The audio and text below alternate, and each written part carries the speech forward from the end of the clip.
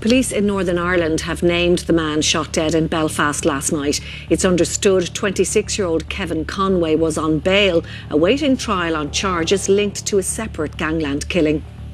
Mr Conway had been on bail on charges linked to the murder of another man in County Armagh last year. Prosecutors had claimed that he'd helped to lure the victim to the area by making phone calls to him. That murder was linked to a notorious Mid-Ulster crime gang known as the Firm. On the evening of January 9th, 2023, Kevin Conway, a well-known figure in the Lurgan underworld, was at home in Rossnareen Park, located in the Greenan area of West Belfast. Despite facing trial for the murder of Shane Whitla, a father of 4, Conway had been granted bail to stay at this particular address. During a quiet moment after a brief errand, tragedy struck around 9 p.m. A gunman approached Conway's flat calmly. Upon opening the door, Conway found himself under attack as a hail of bullets struck him, with at least 9 hitting his head and chest. The killer, moving swiftly on foot, vanished into the night, leaving Conway to perish on his own doorstep. Let's delve into it.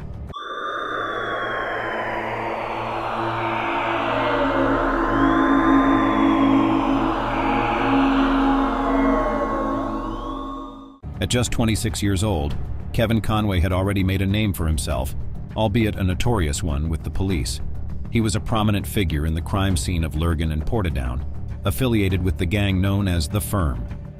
Conway's involvement in the world of crime started during his teenage years, and he steadily rose through the ranks. However, recent events had left Conway increasingly paranoid. He voiced concerns to the police about being stalked by a rival gang, fearing for his life.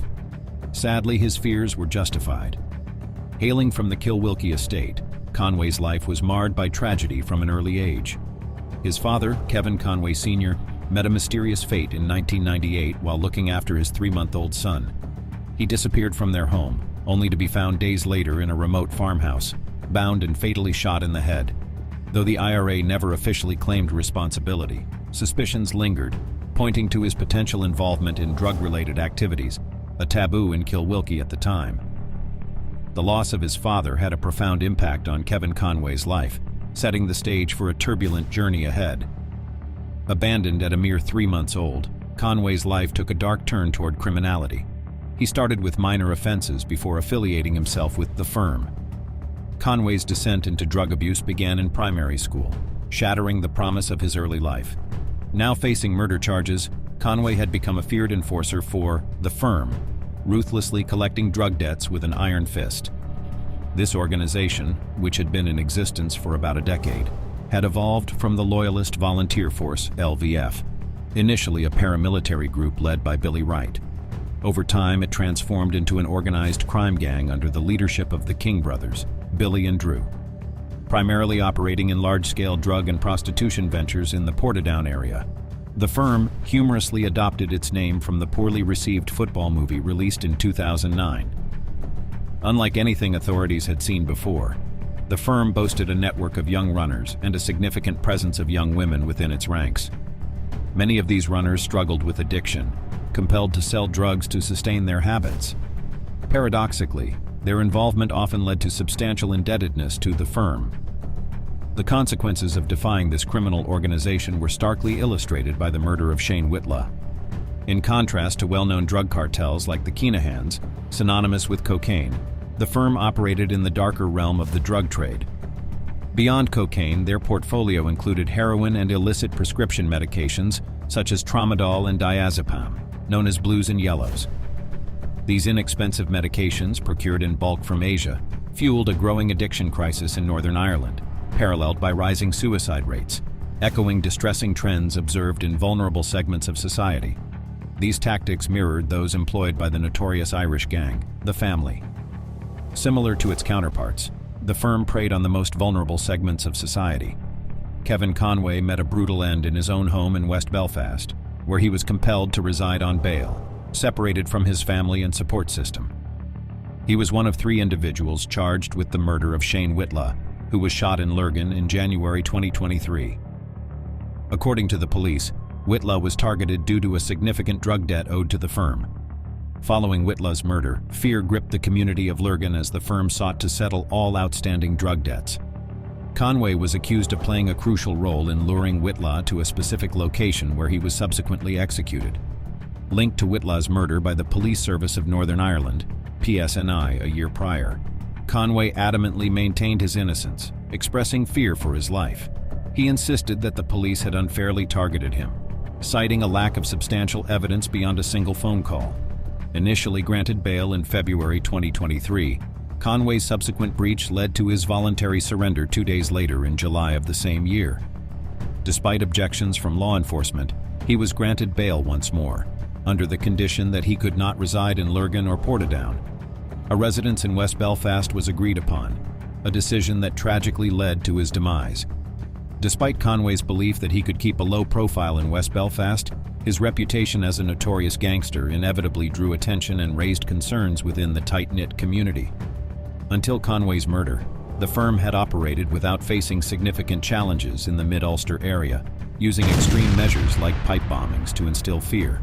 Conway's death marked the first time they encountered resistance. The question arises, was this a retaliation for the Whitlaw murder, as Conway feared, or was there a different motive at play? The Police Service of Northern Ireland, PSNI, is exploring various leads, including the possibility that Conway's own gang orchestrated his murder to prevent him from informing. However, sources from Lurgan and Portadown suggest that members of the firm are now living in fear, casting doubt on the theory of their involvement. Conway's close ties with the firm and the tributes posted on Facebook by its members suggest they might not be responsible. The prevailing belief now is that the motive may originate from within West Belfast itself. There is strong suspicion that the same individuals responsible for several murders in the area targeted Kevin Conway to send a clear message. West Belfast will not tolerate drug operations or gang members. This act serves as a consequence for bringing such activities into the community. A 37-year-old man was briefly apprehended a week following Conway's murder, but was released on bail the following day. Crime Stoppers has announced a £20,000 reward for any information leading to the arrest and conviction of those responsible. The circumstances surrounding Conway's brutal killing strongly suggest the involvement of the same hitman responsible for 6 other murders in West Belfast, including Sean Fox, Jim Donegan, and Warren Crossan. In each case, the killers disappeared without a trace, and no getaway vehicle was utilized.